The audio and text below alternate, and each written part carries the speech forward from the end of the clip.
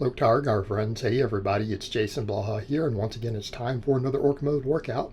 Today was max effort upper day, but a quick reminder for those of you who watch these videos, please remember to click like down below. It would be greatly appreciated. We have a lot to talk about, long video. I did a lot of accessory work, and you guys are going to see a lot of that.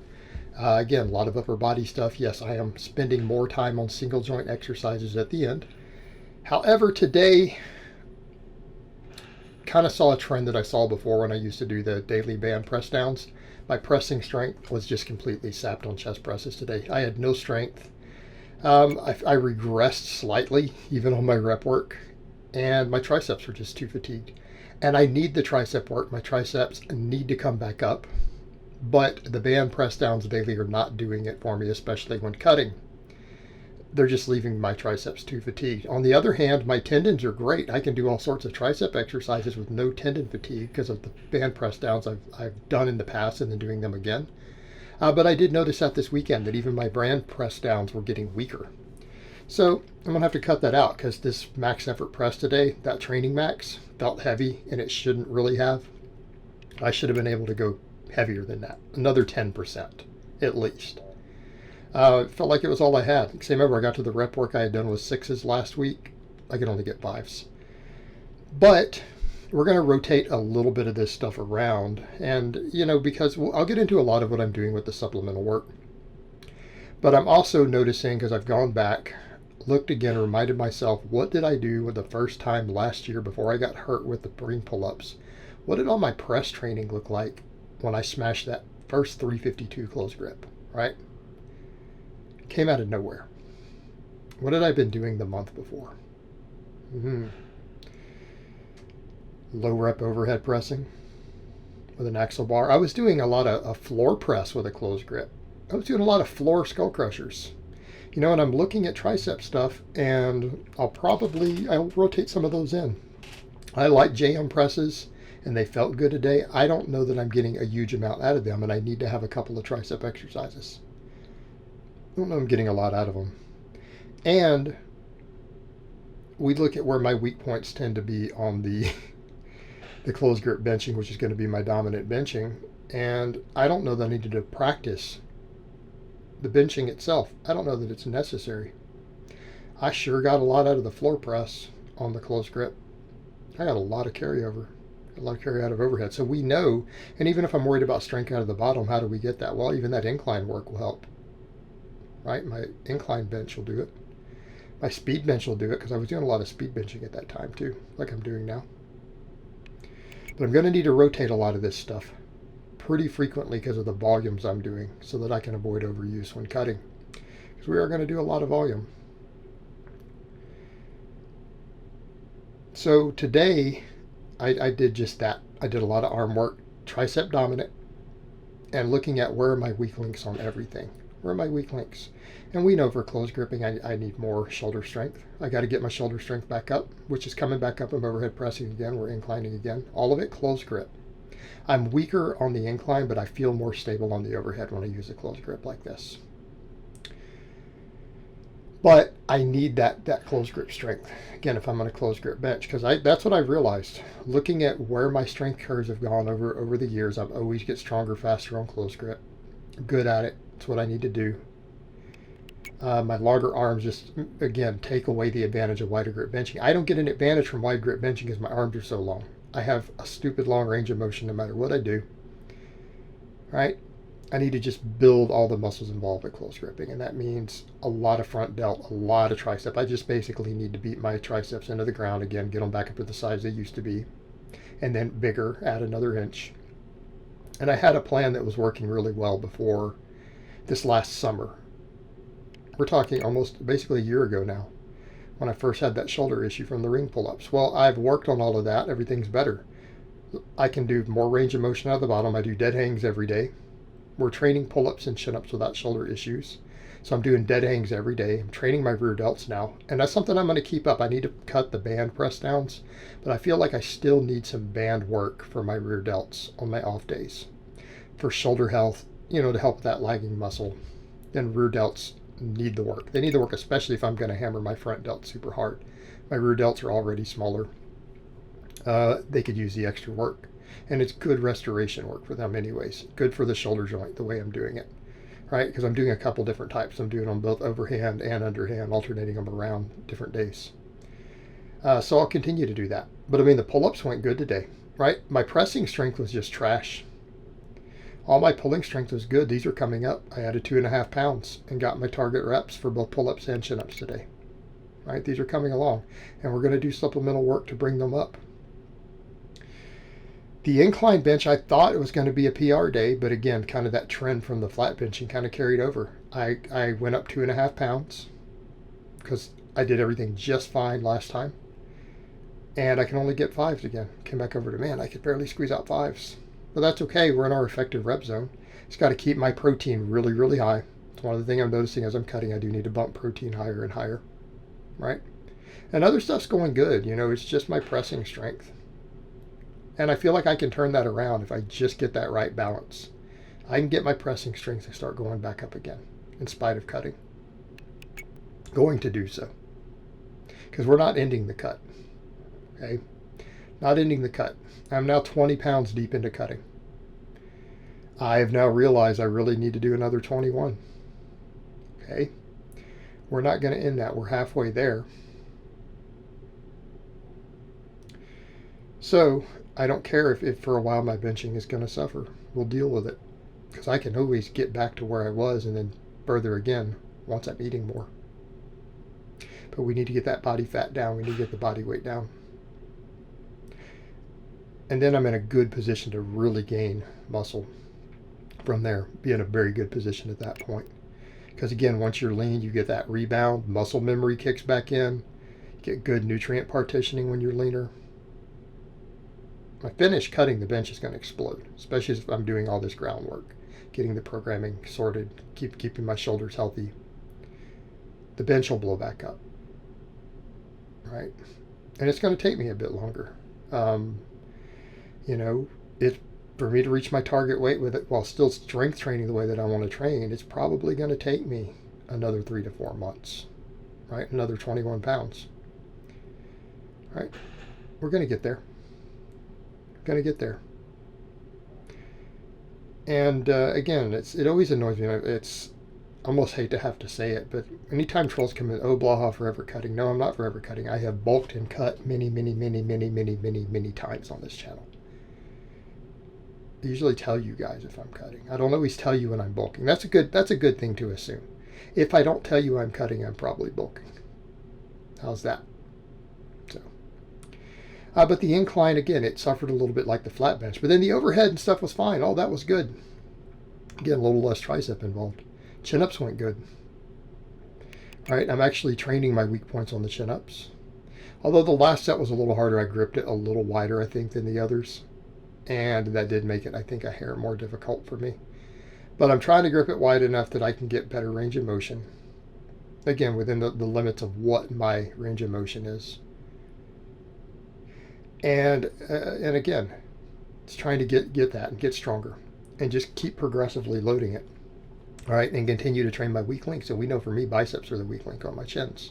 So I'm training biceps, and I'm training biceps with specificity for the chin-up. But the chins, again, went well. You guys will notice I did basically 6 multi-joint exercises today, right after the max. We did 3 types of pulls, 3 types of presses for 3 sets each. And then after that, you guys will notice we get to a bunch of fluff work. But that fluff work is necessary. I'm being very specific in what I'm doing. Like, it's not arbitrary. It's not arbitrary. And then I went to the press. And again, these felt good today. And I know my lockout, because of my shoulder structure, isn't quite as good when I go narrow like this. But you know what? It feels so good. It feels so tight. It feels stronger. I feel more power out of the bottom. It feels easy on my shoulder joints. So I'm just going to keep doing it and just press as hard as I can into the lockout. Right? And for people who don't understand why that's that way, it's that my shoulder joint in the front doesn't allow me to raise my arms completely overhead. And I do dead hangs into that position every day for 30 seconds, 3 times a day, 7 days a week. So I hang my full body weight in that position, actually even a closer grip than I'm doing here. and I hang there. So I'm working on improving that and stretching the ligaments and everything, but I still can't do it actively. I cannot do it. And I can't do it with a broomstick, let alone with a barbell. And so it looks a certain way when I press. But again, we've got a long range of motion. I'm coming all the way down, pausing on the top of the chest on every rep. I have really long arms and we're doing a closed grip. So that range of motion is super long. And that's okay because I feel powerful through it and I just struggle with the lockout due to my structure. That's okay. I'm still using a very long range of motion. And we're just going to load it progressively. And because it feels comfortable, it feels tight, it feels powerful. I feel like I get a lot more pop out of the bottom. Able to tuck those elbows in harder. Feels easy on my shoulder joints. So that's what we're going to do. Instead of the snatch grip high pulls, because I don't know, I don't feel like I need them right now. I can do laterals if I just want side delt, which I did. I do need to make sure that my upper back and the rear delts and everything are getting a lot of work. I really do need to work on that area because those pull-ups and chin-ups don't hit it as hard as I'd like. So I went back to an old mainstay, the snatch grip row. Really, these would be a true Pendlay row, right? They're strict. It's snatch grip, and when I say snatch grip, my pointer fingers, I'm trying to put my index finger on the snatch rings, not the bench rings, right? The second set of rings. So, I mean, it's snatch grip. I think the first set I didn't quite get there. I think it was my middle finger on there, but the next two sets I got the ring finger on it. And phenomenal pump in my upper back. Like felt my rhomboids. I still a lot of lat on this, but I felt those rear delts and rhomboids and all of that stuff really light up, right? Really light up. But I didn't go that heavy. I went with 175. And for me with what I rode, that's not that heavy. Snatch grip, it was pretty hard though. Like the last set, it got real hard. Now I only took about 2 minutes between these. That's probably why. But the last set, I felt like I had to have a breather between the last couple of reps, right? Had to have a breather. But yeah, that snatch grip, it hammers the upper back even harder. So again, if someone wants to target their upper back more with a row, this will do it. All rows are good for your upper back in general. The snatch grip Pendlay row like this, or like a snatch grip inverted row, if you were trying to just crush that upper back, that'll do it. And I did the JM presses, and again went with the same weight. They looked and felt okay today, but they didn't compare with my laying extensions in terms of just feeling tricep activation. So I'm at a point where, I may start doing more skull crushers type stuff. And I don't mean true skull crushers. I think what I may do, because I want 2 tricep exercises. I need them. My triceps have to come up. And especially if I'm not going to do the band work, I need to really activate my triceps and get maximum growth with them both of my upper days. And then since they're going to rest the other 5. And the JM presses, I prescribe these a lot. A lot of my clients thrive on these.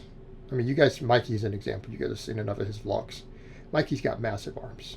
He's got big arms relative to the rest of his body.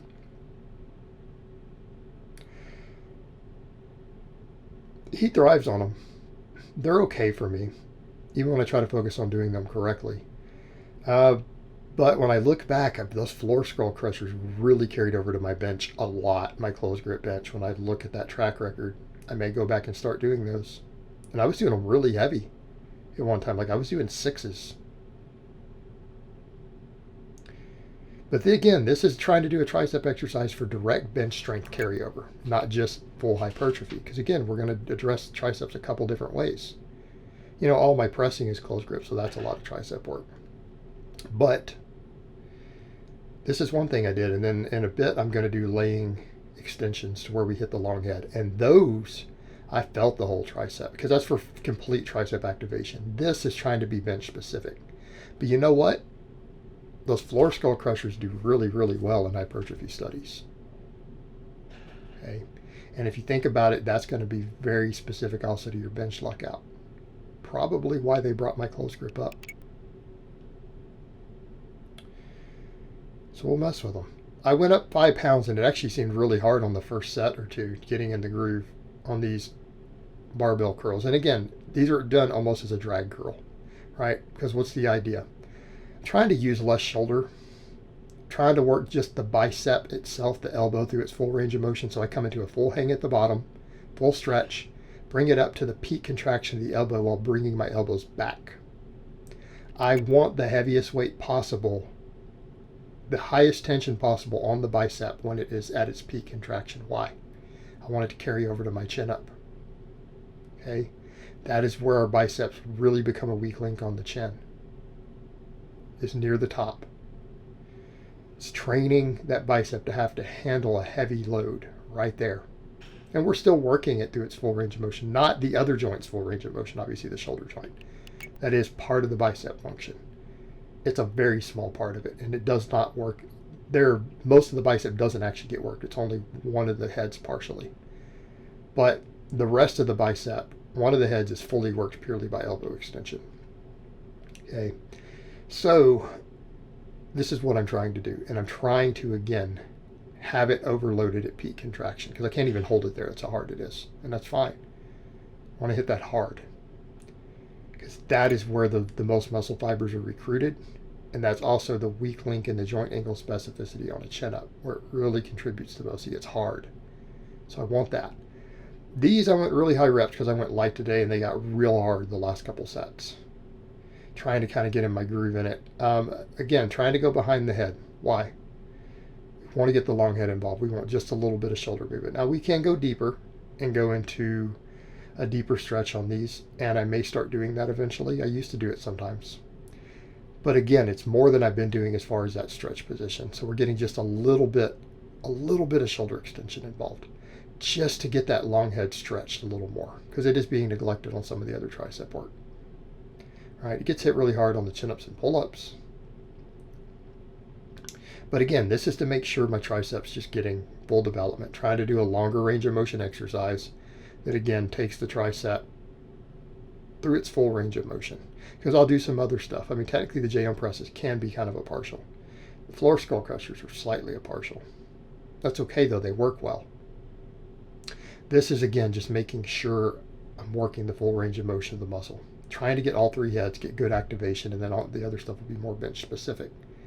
Again, realizing I just need to bring up my triceps in general. Yes, certain parts of my tricep need it more than others for benching. They need it more than others for benching. But we want the whole muscle to grow. They're very much a weak link. I mean, we can tell looking at me visually, triceps are a weak link.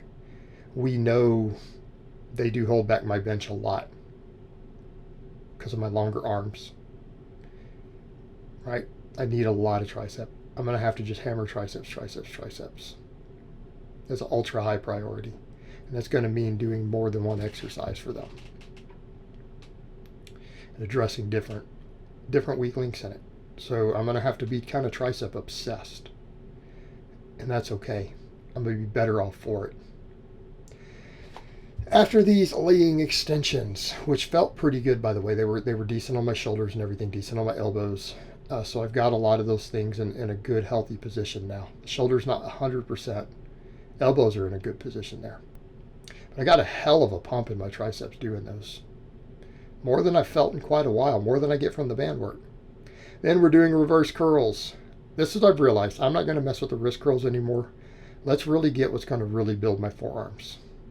I don't need to worry about wrist travel, flexion and extension of the wrist. It's just not that important because I do all those dead hangs and stuff all the time. I do all the pull-ups and chin-ups. I'm not worried about it.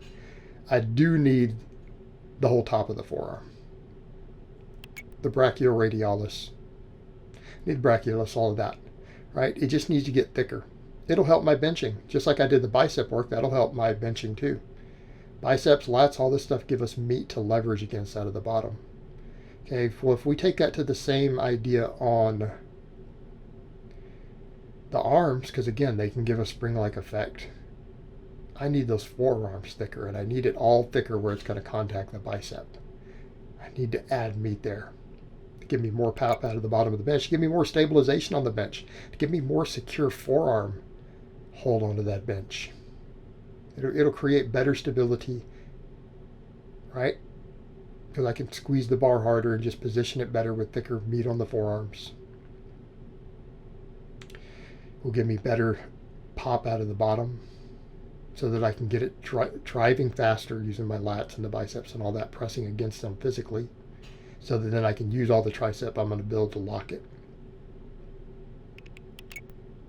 I'm not saying we're neglecting chest, because it's still being trained with all the chest presses. These are priorities. It's like, again, delts are a priority. Delts and triceps are going to be a bigger priority. So what are we doing to finish off delts? So we did all that overhead pressing. I'm going to do more rear delt work as I go through the week. I'll go ahead and do bands and stuff quite a bit. I'll try to do at least 10 sets every week. Still outside of my normal workouts will be one of the few things I do, like abs, cardio, laterals. This works the entire delt. And we're making sure we're hitting that side head and we're hitting the upper trap that might be not getting fully recruited with the other stuff. Making sure my delts get fully activated. Now, those snatch grip rows and the overhead press are actually very good delt exercises. This is just, again, a finishing touch, making sure. And it's not that hard. I did these 60 seconds apart. So this took me all of 4 minutes to do this at the end of my workout. 4 minutes. I have the dumbbells already. Just going to make sure my delts get enough. All right, just making sure. But overall, happy with a lot of the way the workout went. I was not happy with any of the chest pressing today. I accept that, again, my triceps were probably really fatigued. I accept that doing that one cutting, it's not working as well as I had hoped. So we were dropping it, and we're just going to do more tricep work. Everything else I think went really good. Added a couple of new exercises in I haven't done in quite a while. They felt good. And again, it's a lot of volume. But my upper body stuff is going to be a lot of volume because I have more smaller muscles to hit. And I need to really train them. I need to train them. I need everything thicker to get my bench up. So I hope it's been informative, and I will talk to you guys next time.